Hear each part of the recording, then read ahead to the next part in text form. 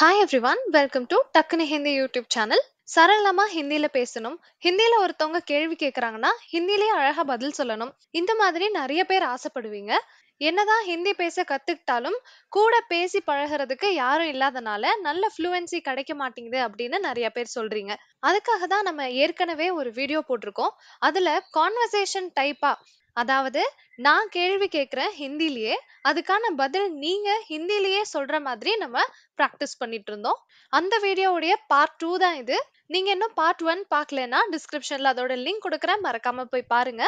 இந்த வீடியோல நம்ம என்ன பண்ண போறோம்ங்கறத சொல்லிடுறேன். சில கேள்விகள் நான் ஹிந்தில கேட்பேன். அதுக்கான பதில் நீங்க ஹிந்திலேயே தான் சொல்ல போறீங்க. ஆன்சர் உங்களுக்கு ஸ்கிரீன்ல தெரியும். அதை பார்த்து சத்தமா சொல்லி பிராக்டிஸ் பண்ண போறீங்க. அதுக்கப்புறம் அந்த சென்டென்ஸ்ல இருக்கக்கூடிய ஒவ்வொரு வார்த்தைக்கான விளக்கமும் நான் கொடுக்குறேன். இப்படிதான் நம்ம இன்னைக்கு வீடியோ படிக்க போறோம். ஸோ இது ரொம்ப இன்ட்ரெஸ்டிங்காகவும் ரொம்ப யூஸ்ஃபுல்லாகவும் இருக்க போகுது. வீடியோ ஸ்டார்ட் பண்றதுக்கு முன்னாடி நீங்க நம்ம சேனலை சப்ஸ்கிரைப் பண்ணிட்டீங்களா அப்படின்னு செக் பண்ணிக்கோங்க. பண்ணலைன்னா மறக்காம சப்ஸ்கிரைப் பண்ணிக்கோங்க. இப்போ வாங்க கொஸ்டின் அண்ட் ஆன்சர் ஸ்டார்ட் பண்ணலாம்.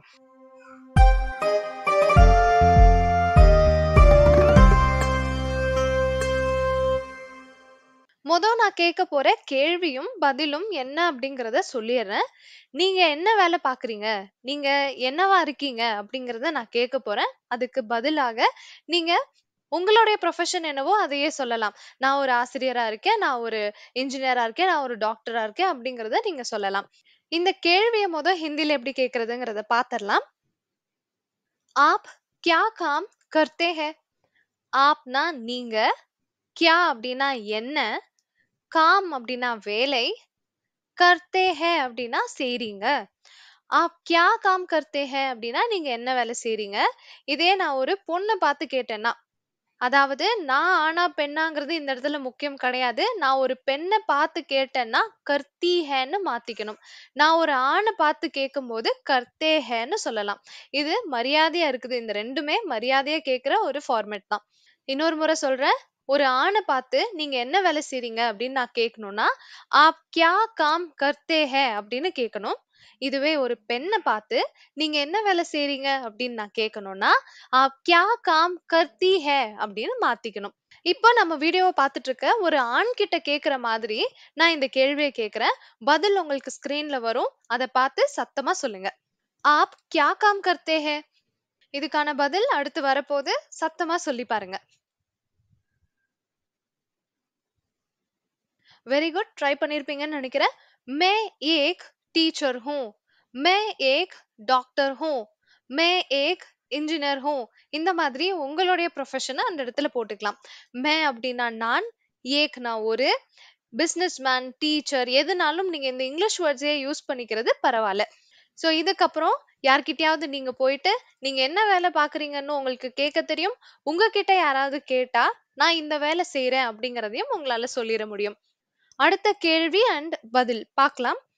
நீங்க எங்க வேலை செய்றீங்க, நீங்க என்ன வேலை செய்றீங்கன்னு ஃபர்ஸ்ட் கேட்டோம். இப்போ நீங்க எங்க வேலை செய்றீங்க அப்படின்னு கேட்க போறேன். நீங்க அதுக்கு பதிலாக ஒரு என்ன விடை சொல்றீங்க அப்படின்னா நான் ஒரு ஐடி கம்பெனில வேலை செய்றேன் அப்படின்றதுக்கு ஆன்சரா ஒரு எடுத்துக்காட்டுக்கு ஒரு எக்ஸாம்பிளுக்காக நான் வச்சிருக்கேன்.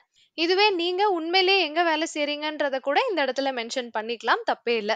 ஹிந்தில பாருங்க, இந்த கேள்வி எப்படி கேட்கணும்னா ஆப் கஹா காம் கர்த்தே ஹே, ஆப் கஹா காம் கர்த்தே ஹே. இது ஒரு ஆணை பார்த்து கேட்கும்போது நான் கேட்கணும். இதுவே ஒரு பெண்ணை பார்த்து கேட்கும்போது ஆப் கஹா காம் கர்த்தி ஹே அப்படின்னு கேட்கணும். ஆப் கஹா காம் கர்த்தி ஹே. இந்த இடத்துல கஹாங்க்கு பதிலா கிதர் யூஸ் பண்ணிக்கலாமான்னு கேட்டா பண்ணிக்கலாம். கஹான்னு சொன்னாலும் கிதர்னு சொன்னாலும் எங்கேன்னு சொல்றதுக்கான அர்த்தம் தான். ரெண்டுமே யூசேஜ்ல இருக்கு.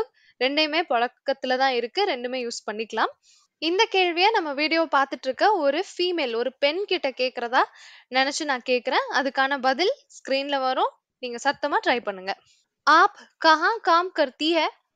ஆப் கஹா காம் கர்த்தி ஹே? இப்போ உங்களோட ஆன்சரை சத்தமா சொல்லுங்க.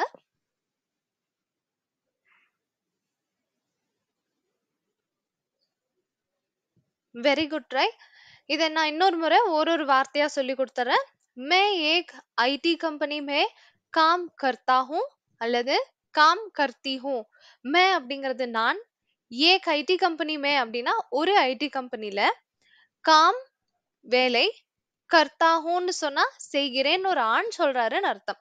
இதே கர்த்தி ஹூன்னு சொன்னா செய்கிறேன்னு ஒரு பெண் சொல்றாங்கன்னு அர்த்தம். मैं एक आईटी कंपनी में काम करता हूँ. मैं एक आईटी कंपनी में काम करती हूँ. அடுத்த கேள்வியும் பதிலும் பாருங்க. வீட்ல எல்லாரும் எப்படி இருக்காங்க? வீட்ல எல்லாரும் எப்படி இருக்காங்க? வீட்ல எல்லாரும் நலம்.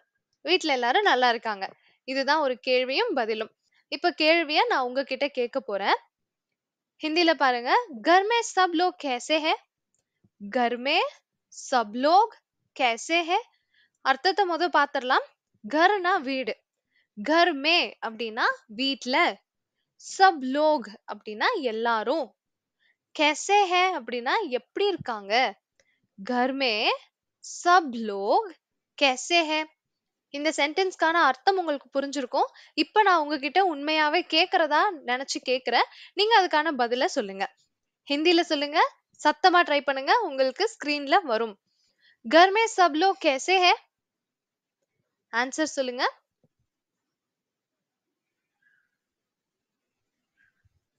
Very good. घर में सब लोग ठीक है. घर में सब लोग ठीक है. घर में அப்படின்னா வீட்ல. सब लोग அப்படின்னா எல்லாரும். ठीक है அப்படின்னா நல்லா இருக்காங்க. நலம் அப்படின்னு சொல்றதுதான் இந்த ठीक है. ஓகேன்னு சொல்ற இங்கிலீஷ் வார்த்தைக்கு கூட இந்த டீகேவை யூஸ் பண்ணுவாங்க. அதே மாதிரி நல்லா இருக்கு, நலமா இருக்காங்க, இது எல்லாத்துக்குமே டீகேவை யூஸ் பண்ணலாம். இது உங்களுக்கு புரிஞ்சிருக்கும்னு நினைக்கிறேன். அடுத்த கேள்வியும் பதிலும் பார்க்கலாம். நீங்க கல்யாணம் ஆனவரா? ஆமா, நான் கல்யாணம் ஆனவர் அப்படிங்கிற இந்த கேள்வியும் பதிலையும் ஹிந்தில ட்ரை பண்ணலாம். आप शादीशुदा है क्या? आप शादीशुदा है क्या? ஆப்னா நீங்க. ஷாதிஷுதா அப்படின்னா கல்யாணமானவர். ஷாதிஷுதா ஹே கியா அப்படின்னு கேக்குறது மூலமாக நம்ம ஒரு கேள்வி கேட்கிறோன்றத புரிய வைக்கிறோம். ஆப் ஷாதிஷுதா ஹே கியா? நீங்க கல்யாணம் ஆனவரா அப்படின்ற கேள்விக்காக நம்ம லாஸ்ட்ல கியா போடுறோம். நான் இந்த கேள்வியை கேக்குறேன். ஸ்கிரீன்ல தெரியற ஆன்சர் வச்சு நீங்க பதில் சொல்ல பாருங்க சத்தமா. ஆப் ஷாதிஷுதா ஹே கியா?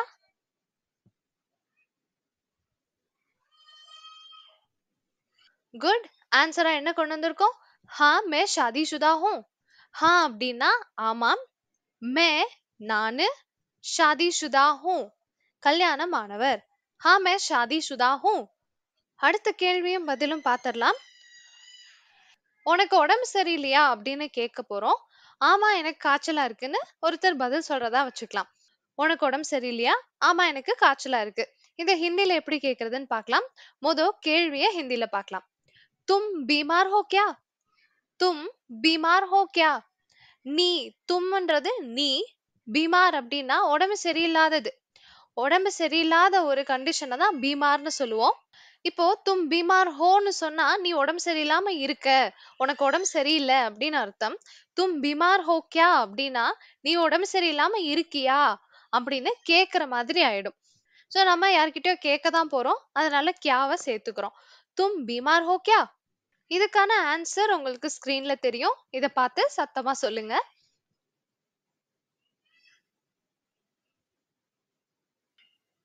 Very good. हाँ मुझे बुखार है.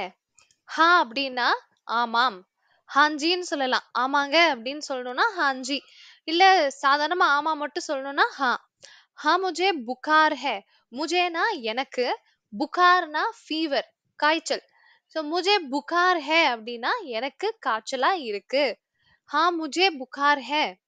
तुम बीमार हो क्या? हाँ मुझे बुखार है. இந்த கேள்வியும் இந்த பதிலும் உங்களுக்கு புரிஞ்சிருக்கும்னு நினைக்கிறேன். அடுத்த சென்டென்ஸ் போகலாம். உனக்குன்னு இல்லாம இப்ப யாரோ பெரியவங்க கிட்ட கேக்குறதா நினைச்சுக்கோங்க. உங்களுக்கு உடம்பு சரியில்லையா அப்படின்னு கேட்கணும். உங்களுக்கு உடம்பு சரியில்லையா? அதுக்கு அவங்க பதில் சொல்றாங்க. இல்ல இல்ல நான் நல்லா இருக்கேன் அப்படிங்கிறது. சோ இந்த ரெண்டையும் எப்படி ஹிந்தில சொல்றதுன்னு பார்க்கலாம். आप बीमार है क्या? உங்களுக்கு உடம்பு சரியில்லையா? आप बीमार है क्या? ஆப்னா நீங்க. பீமார் ஹே கியா அப்படின்னா உடம்பு சரியில்லாம இருக்கீங்களா அப்படின்னு கேக்குறது. ஆப் பீமார் ஹே கியா? இதுக்கான பதில் உங்களுக்கு ஸ்கிரீன்ல வரும். சத்தமா சொல்லுங்க.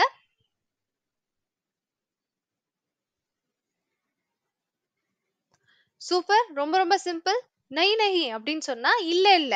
நை நஹி மே டீக் ஹூ. மே டீக் ஹூ அப்படின்னா நான் நல்லா இருக்கேன். நை நஹி மே டீக் ஹூ. இல்ல இல்ல நான் நல்லா இருக்கேன்.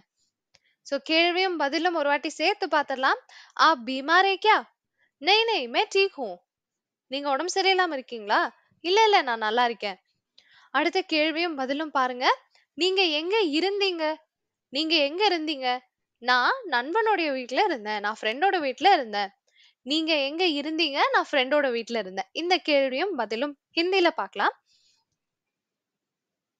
आप कहाँ थे? आप कहाँ थे? ஆப்னா நீங்க, கஹா சொல்லலாம், இல்ல கிதர் சொல்லலாம். எங்கன்னு கேட்கறதுக்கு தே அப்படிங்கிறது இருந்தீங்க. ஆப் கஹான் தே? நீங்க எங்க இருந்தீங்க? இதுவே நீங்க எங்க இருக்கீங்கன்னு கேட்கணும்னா, ஆப் கஹா ஹே சொல்லி கேட்டிருப்போம். ஆனா இது எங்க இருக்கீங்க கிடையாது. ரொம்ப நேரத்துக்கு முன்னாடி எங்க இருந்தீங்க அப்படின்னு கேட்கிறோம். அதனால ஆப் கஹான் தே அப்படின்னு தான் போடணும். இப்ப இந்த கேள்விய நான் உங்ககிட்ட கேட்கிறேன். நீங்க அதுக்கான பதில ஸ்கிரீன் பார்த்து சத்தமா சொல்லுங்க. ஆப் கஹான் தே?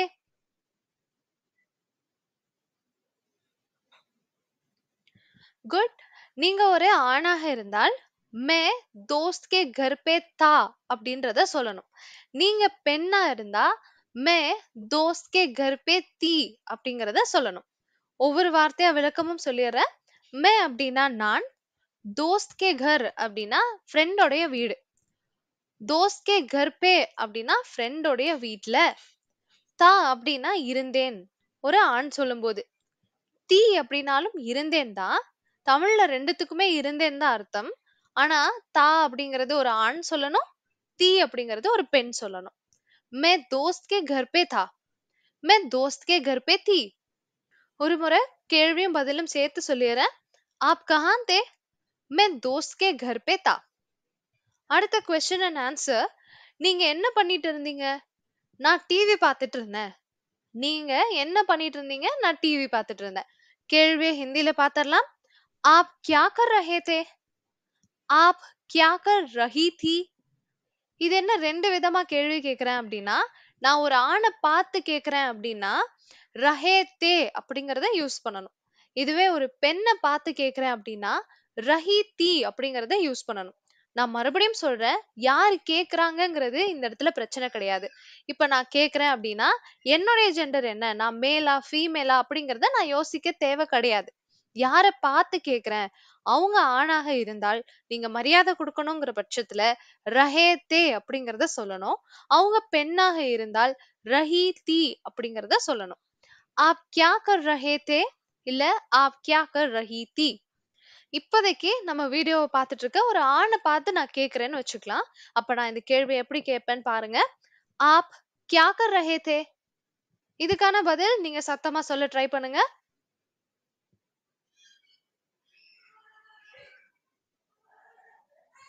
मैं टीवी देख रहा था. मैं टीवी देख रही थी. இந்த இடத்துல நீங்க ஆணாக இருந்தால் மே டிவி தேக் ரஹா தா அப்படிங்கறத சொல்லுங்க. நான் டிவி பார்த்துட்டு இருந்தேன். இது கடந்த காலத்தை பத்தி பேசுறோம். ரஹா தா. இதுவே ஒரு ஃபீமேலா இருக்கீங்க அப்படின்னா மே டிவி தேக் ரஹி தி அப்படிங்கறத யூஸ் பண்ணுங்க. ரஹா தா, ரஹி தி. இதெல்லாம் ஞாபகம் வச்சுக்கிறதுக்கு கொஞ்சம் டைம் எடுக்கும். ஆனா ஒரு முறை நீங்க புரிஞ்சுக்கிட்டீங்க அப்படின்னா நிறைய சென்டென்ஸ்ல உங்களுக்கு தேவைப்பட்டுட்டே இருக்கும். இப்போ ஒரு முறை கேள்வி பதில் ரெண்டையும் சேர்த்து சொல்றேன். आप क्या कर रहे थे? मैं टीवी देख रहा था. அடுத்த கேள்வியும் பதிலும். நீங்க எப்போ வந்தீங்க? நான் நேத்தி வந்தேன். நீங்க எப்போ வந்தீங்க? நான் நேத்தி வந்தேன். ஒரு ஆண், பெண் 2 பேர் சொல்ற மாதிரியும் நம்ம இத பார்க்க போறோம். ஹிந்தில முத கேள்விய பார்க்கலாம். आप कब आए? आप कब आए? இது ஒரு ஆண பார்த்து கேட்கும்போது. ஆப்னா நீங்க, கப்னா எப்போ, ஆயேனா வந்தீங்க. ஆப் கப் ஆயே? நீங்க எப்போ வந்தீங்க? இதே ஒரு பெண்ண பார்த்து கேட்கும்போது, ஆப் கப் ஆயி? ஆப் கப் ஆயி? நீங்க எப்போ வந்தீங்க? இந்த கேள்விய இப்ப நானு ஒரு ஃபீமேல் கிட்ட, ஒரு பெண்ண பார்த்து நம்ம வீடியோவ இப்ப பார்த்துட்டு இருக்கிற ஒரு பெண்ண பார்த்து கேட்கிறதா நான் கேட்கிறேன். ஆப் கப் ஆயி? பதில் இப்போ சத்தமா நீங்க தான் சொல்லப் போறீங்க.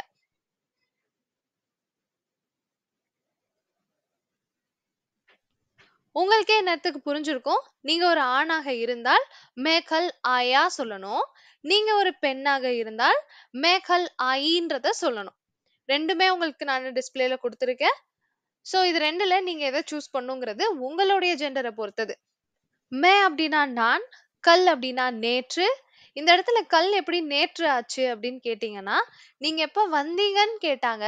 நான் நேத்தி வந்தேன்னு சொல்லப் போறேன். அப்ப வந்தேன் அப்படிங்கிற இடத்துக்கு நான் ஆயா அல்லது ஆயி யூஸ் பண்றேன். அப்ப கல் அப்படிங்கிற வார்த்தை கட்டாயமா அது நேத்திய தான் குறிக்கணும். நாளைய குறிக்கிற வார்த்தை கிடையாது. நெறைய பேருக்கு உங்களுக்கு தெரிஞ்சிருக்கும். கல் அப்படிங்கிற வார்த்தை நேற்று, நாளை 2யுமே குறிக்கிறதுக்கு கல்ல தான் யூஸ் பண்ணுவாங்க ஹிந்தில. ஆனா, வந்தேன்னு சொல்லும்போது, இந்த கல் கண்டிப்பா நேத்தியா தான் இருக்கணும். சோ இது புரிஞ்சுக்க முடியும். "மே கல் ஆயா" நான் நேத்தி வந்தேன். "மே கல் ஆயி" நான் நேத்தி வந்தேன்னு ஒரு பொண்ணு சொல்றாங்க. கேள்வியும் பதிலும் ஒரு முறை சொல்லிர்றேன். "ஆப் கப் ஆயி?" "மே கல் ஆயி." அடுத்த கொஸ்டின் அண்ட் ஆன்சர். உங்களுக்கு என்ன சாப்பாடு பிடிக்கும்? எனக்கு உங்களோட ஃபேவரட்டான சாப்பாடு எதையாவது எழுதுனதுக்கு அப்புறம் பிடிக்கும் அப்படிங்கறத சொல்லிருங்க.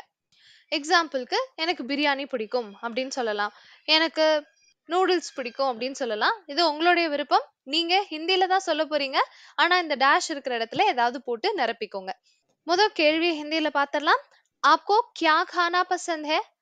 आपको क्या खाना पसंद है? आपकोனா உங்களுக்கு, क्याனா என்ன, खानाனா சாப்பாடு, पसंद है அப்படின்னா பிடிக்கும். आपको क्या खाना पसंद है? உங்களுக்கு என்ன சாப்பாடு பிடிக்கும்? இந்த கேள்வியை உண்மையாவே உங்ககிட்ட கேக்குற மாதிரி நான் கேக்குறேன். இதுக்கான பதில் அடுத்த ஸ்லைட்ல வரும். சத்தமா சொல்லுங்க. आपको क्या खाना पसंद है? Very good. मुझे बिरयानी पसंद है. मुझेனா எனக்கு, பிரியாணி எப்படி பிரியாணிக்கு இந்த இடத்துல பிரியாணியை யூஸ் பண்றோம். पसंद है அப்படின்னா பிடிக்கும். मुझे बिरयानी पसंद है. அடுத்த கேள்வியும் பதிலும் அவன் யாரு அப்படின்னு கேட்கணும். அவன் என்னோட ஃப்ரெண்டு அப்படின்னு சொல்ல போறோம். அவன் யாரு? அவன் என் ஃப்ரெண்டு. கேள்வி ஹிந்தில பாருங்க. वो कौन है? वो कौन है? அவன் யாரு? இந்த வோங்கிற வார்த்தை அவன், அவள், அவர் எல்லாத்தையுமே குறிக்கும். சோ நீங்க இந்த वो कौन है ன்னு கேட்டீங்கன்னா அவன் யாருன்னு அர்த்தம், அவள் யாருன்னு அர்த்தம், அவர் யாருன்னு கூட அர்த்தம். சோ இத பத்தி கவலைப்படவே வேண்டாம். நீங்க யார வேணாலும் கை காமிச்சு அது யாருன்னு கேட்கணும்னா वो कौन है அப்படிங்கறத யூஸ் பண்ணலாம். இப்போ உண்மையா உங்ககிட்ட நான் கேக்குறேன். वो कौन है?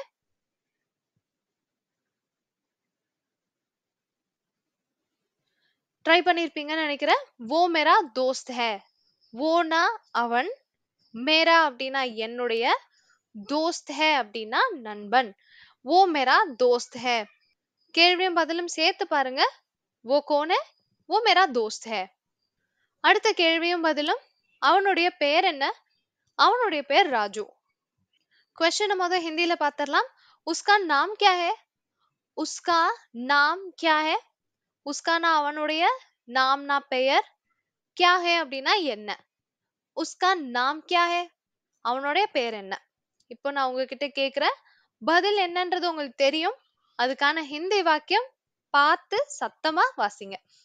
उसका नाम क्या है?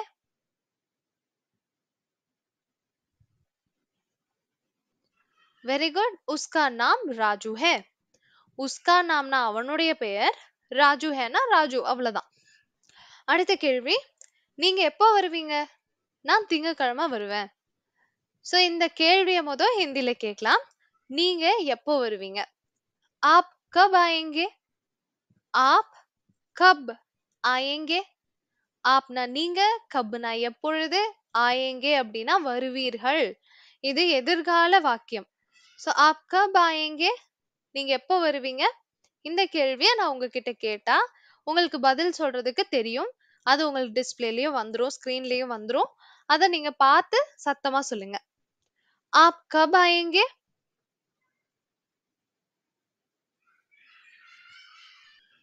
சூப்பர். मैं सोमवार आऊंगा. मैं सोमवार आऊंगी. இப்போ உங்களுக்கு நல்லாவே புரிஞ்சிருக்கும்.